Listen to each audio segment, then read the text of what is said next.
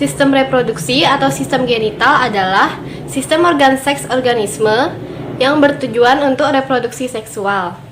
Pada manusia, ada dua organ reproduksi, yaitu organ reproduksi pria dan wanita.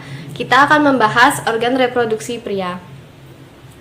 Organ reproduksi pria terdiri dari dua bagian, yaitu bagian luar dan bagian dalam. Kita akan membahas organ reproduksi pria bagian luar.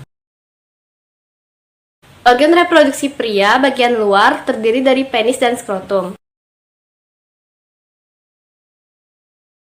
Pertama, penis. Penis adalah organ kopulasi yang berada di luar tubuh. Fungsinya adalah untuk menyalurkan air seni atau urin, serta sebagai alat kopulasi, dengan cara menyalurkan sperma kepada alat reproduksi wanita. Kelainan yang biasa ditemukan pada penis adalah balanitis, yaitu infeksi atau peradangan pada kepala penis yang disebabkan oleh kebersihan penis yang buruk. Biasanya dapat ditemukan pada pria yang belum disunat. Di dalam penis terdapat uretra yang dikelilingi oleh jaringan erektil dengan banyak rongga yang mengandung pembuluh darah dan akan dibahas lebih lanjut di bagian dalam. Kedua, ada skrotum atau kantong pelir atau buah zakar. Skrotum bentuknya berupa kantong kulit yang menggantung di bawah penis.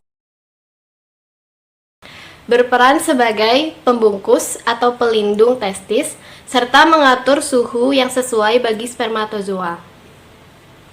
Kelainan yang biasa ditemukan pada skrotum antara lain 1. Hidrokel adalah kondisi ketika skrotum dipenuhi oleh cairan yang mengelilingi testis.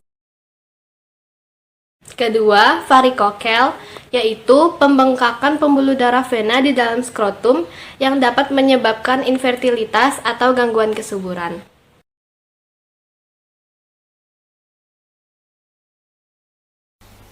Testis dan fungsinya. Testis adalah kelenjar kelamin jantan pada hewan dan manusia. Manusia, khususnya pria, mempunyai dua testis yang dibungkus dengan skrotum. Pada mamalia, testis terletak di luar tubuh, dihubungkan dengan tubulus spermaticus, dan terletak di dalam skrotum. Ini sesuai dengan fakta bahwa proses spermatogenesis pada mamalia akan lebih efisien dengan suhu tubuh lebih rendah dari suhu tubuh, atau lebih kecil dari 37 derajat Celcius. Pada tubulus spermaticus, terdapat otot kremaster yang apabila berkontraksi akan mengangkat testis mendekat ke tubuh. Bila suhu testis akan diturunkan, otot kremaster akan berelaksasi dan testis akan menjauhi tubuh. Fenomena ini dikenal dengan refleks kremaster. Hewan selain mamalia tidak memiliki testis di luar.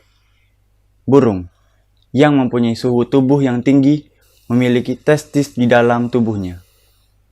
Menurut para ahli, mereka menggunakan kantong udaranya untuk menjaga suhu optimal testis. Namun, pada penelitian berikutnya, disebutkan bahwa testis burung berfungsi baik pada suhu tubuh. Selama masa pubertas, testis berkembang untuk memulai spermatogenesis. Ukuran testis bergantung pada produksi sperma, banyaknya spermatogenesis, cairan interstisial, dan produksi cairan dari sel Sertoli. Pada umumnya, kedua testis tidak sama besar. Bisa saja salah satunya lebih kecil, lebih rendah dari yang lainnya. Hal ini diakibatkan perbedaan struktur anatomis pembuluh darah pada testis kiri dan kanan. Fungsi testis sangat penting dalam keberlangsungan hidup pria. Setiap pria memiliki sepasang testis dengan ukuran sekitar 5 cm. Testis tumbuh pada tahap awal pubertas, yakni sekitar usia 10 hingga 13 tahun. Saat testis tumbuh, kulit pembungkus testis atau skrotum akan berwarna lebih gelap, ditumbuhi rambut, serta menggantung ke bawah. Berikut fungsi testis. Yang pertama, menghasilkan dan menyimpan jutaan sel sperma setiap harinya, yang nantinya dapat membuahi sel telur jika terjadi ejakulasi saat berhubungan seksual. Yang kedua, memproduksi hormon testosteron, yaitu hormon yang meningkatkan libido, pembentukan massa otot dan massa tulang, serta metabolisme tubuh dan tingkat energi. Yang ketiga, memproduksi hormon androgen yang berperan penting dalam fungsi seks dan reproduksi pria. Saluran reproduksi pria terdiri dari 4 bagian. Yang pertama ada epididymis. Epididymis merupakan saluran yang keluar dari testis yang berfungsi sebagai tempat pematangan dan penyimpanan sementara sperma. Yang kedua ada vas deferens. Vas deferens merupakan saluran lanjutan dari epididymis yang berfungsi untuk mengangkut sel sperma dari epididymis menuju ke kantong sperma. Yang ketiga ada saluran ejakulasi.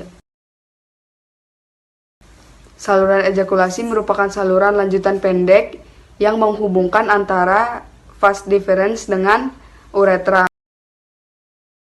Uretra merupakan saluran panjang terusan dari saluran ejakulasi yang terdapat di penis. Uretra berfungsi sebagai alat pengeluaran urin keluar tubuh dan saluran kelamin, yaitu saluran semen dan kantong sperma.